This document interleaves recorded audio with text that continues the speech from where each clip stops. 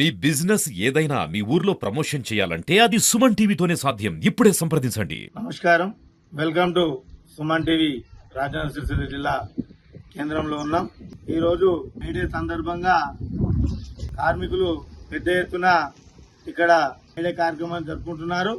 మరి ఒకసారి ఈ మేడే కార్యక్రమం గురించి కార్మికుల్ని అడిగి తెలుసుకుందాం. భవన నిర్మాణ కార్మికుల ఐక్యత, భవన నిర్మాణ కార్మికుల ఐక్యత, జై కార్మిక.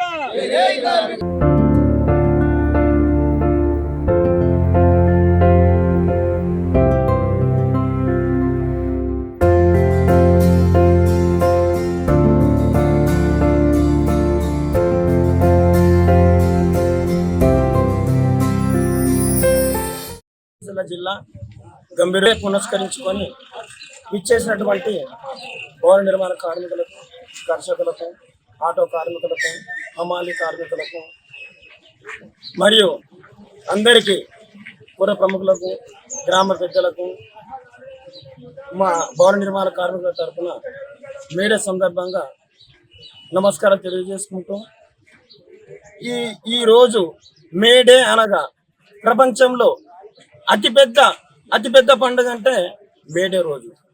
దీన్ని ప్రతి ఒక్కరూ భవన నిర్మాణ కార్మికులే కాకుండా ప్రతి ఒక్క రైతు కానీ, ఏ వర్క్ ఎలక్ట్రీషియన్ కానీ, ప్లంబర్ కానీ, సెంటరింగ్ కానీ ప్రతి ఒక్క పనిచేసేవారు కార్మికులను గుర్తిస్తారు. దీన్ని అందరూ కలిసిమెలిసి ఘనంగా పండుగలాగా జరుపుకుంటే బాగుంటుందనని నా యొక్క విన్నపం. అలాగే ఈ అవకాశం ఇచ్చిన మా పెద్దలకు నా యొక్క నమస్కారం. జై కార్మిక, భవన నిర్మాణ కార్మికుల ఐక్యత, భవన నిర్మాణ కార్మికుల ఐక్యత. సంఘానికి శుభాకాంక్షలు తెలుపుతూ ఈ యొక్క లేబర్ కార్డు ఇంతకుముందు చెప్పిన విధంగా ప్రతి ఒక్కరూ సద్వినియోగం చేసుకోవాలి, రెన్యువల్ చేసుకోవాలని కోరుచున్నాను. నిజంగా మా సోదరుడు మాట్లాడుతూ మేడే సందర్భంగా ఇది ఇచ్చేసిన మా కార్మికుల దినోత్సవ శుభాకాంక్షలు తెలుపుతూ, నిజంగా ఒక కార్మికుడు లేకపోతే నీకు పట్టణమే ఉండదు. ఒక గృహాన్ని నిర్మించాలంటే మేము అనేది లేకపోతే గృహమే తయారు కాదు, ఇల్లే తయారు కాదు. సో నా ఒక చిన్న విన్నపం ఏంటంటే, మా కార్మికులకు తెలియజేసేది ఏంటంటే, ఎప్పుడు కానీ మనకు సేఫ్టీ ధరించాలి. ఎందుకంటే ఇది సమ్మర్ కాబట్టి ఎప్పుడు కానీ ఇది ప్రపంచవ్యాప్తంగా సేఫ్టీ అనేది మనకు చాలా ముఖ్యము. ఎందుకంటే మనము పొద్దున 8 గంటలకు స్టార్ట్ చేసి సాయంకాలం మనకు 8 అవర్స్ తీసుకుంటారు కాబట్టి దాన్ని కూడా టైంను కుదించాలి. ప్రభుత్వం కూడా గుర్తించి మా కార్మికులకు ఇదొక ఇన్సూరెన్స్ అనేది కొద్దిగా నెగ్లెక్ట్ చేస్తారు కాబట్టి మా విన్నపము మా కార్మికుల తరఫున టైం ఒకటి కుదించాలా. అండ్ మాకు ఏదైతే సేఫ్టీ సంబంధించింది ఉన్నదో, మాకు ఈ ఇన్సూరెన్స్ ఏదైతే ఉన్నదో దాన్ని సక్రమంగా కొనసాగించాలని మా డిమాండ్. సో మా కార్మికులకు కూడా నేను నిజంగా చిన్న ఏంటంటే, ఈరోజు గొప్ప పండగ. నేను మరోసారి గుర్తు చేస్తున్నా, మా కార్మికులు అనేది లేకపోతే ఈ ప్రపంచమే లేదు. ఎందుకంటే కార్మికులు అనేటువంటి ఉంటేనే మేము ఇవాళ అటు చూస్తుంటే కనబడుతుంది. మేము లేకపోతే ఆ బంగ్లాలు తయారు కావు. రైతులు కావచ్చు, సో బిజినెస్ మెన్లు కావచ్చు, కార్మికులు కావచ్చు, ఎవరైనా సరే మాతోనే ముఖ్యంగా ఈ భవన నిర్మాణం అవుతుంది కాబట్టి. సో మళ్ళీ నేను ఏంటంటే, ఏ ప్రభుత్వం ఉన్నది, ఈ ప్రభుత్వం ఆ ప్రభుత్వం అని కాదు, కానీ టైం మాత్రం కుదించాలా, ప్లస్ మాకు సేఫ్టీ అందించాలని కోరుకుంటూ ఈ సమయం నాకు ఇచ్చినందుకు మా పెద్దలందరికీ కృతజ్ఞతలు తెలుపుతూ, సో ఈ సమ్మర్లో కూడా మీ సేఫ్టీ ధరిస్తూ, సోదరుడు చెప్పినట్టు మనకేంటంటే మెయిన్ కార్డులు ఇంపార్టెంట్, ఆ రెన్యువల్ కూడా చేసుకోవాలి.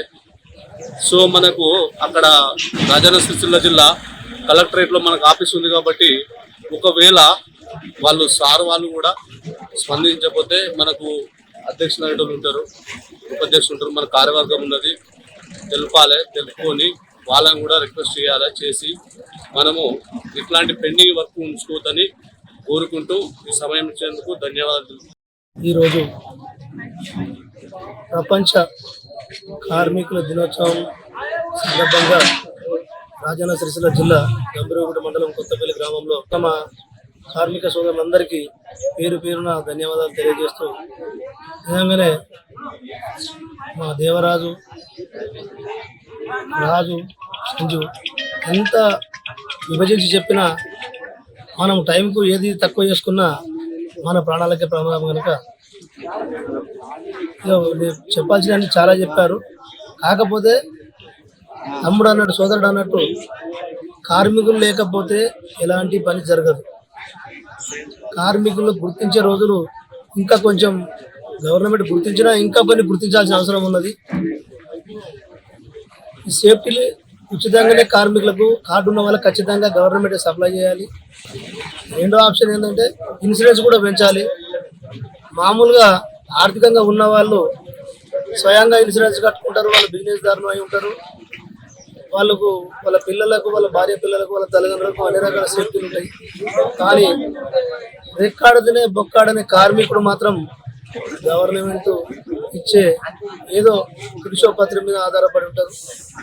అనుకోని సంఘటన జరిగినప్పుడు వాళ్ళ భార్య పిల్లలు రోడ్డు మీద పడుతున్నారు కనుక దయచేసి ఏ ప్రభుత్వం అయినా సరే, ఏ గవర్నమెంట్ ఎవరైనా కానీ కార్మికులను గుర్తించలేనప్పుడు వాళ్ళ ఇల్లు కూడా వాళ్ళు ద్రోహం చేసిన వాళ్ళే అవుతారు. ఎందుకంటే ఒక మినిస్టర్ ఉండాలన్నా, ఒక రాష్ట్రపతి ఉండాలన్నా, ఒక భవనం నిర్మించాలంటే ఒక కార్మికుడే కావాలి.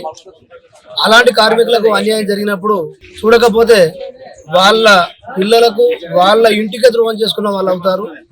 దీన్ని గమనించి ఖచ్చితంగా మా కార్మిక సోదరులకు ఏవైతే అవసరాలు ఉంటాయో వాటిని గవర్నమెంట్ ఉచితంగా సేవలు అందించే విధంగా ఉండాలని ఇప్పుడైనా మేల్కొని మా కార్మికులను పూర్తి స్థాయిలో సహకారం అందించాలని కోరుకుంటూ ఈ అవకాశం ఇచ్చిన పెద్దలందరికీ ధన్యవాదాలు తెలియజేస్తున్నాను.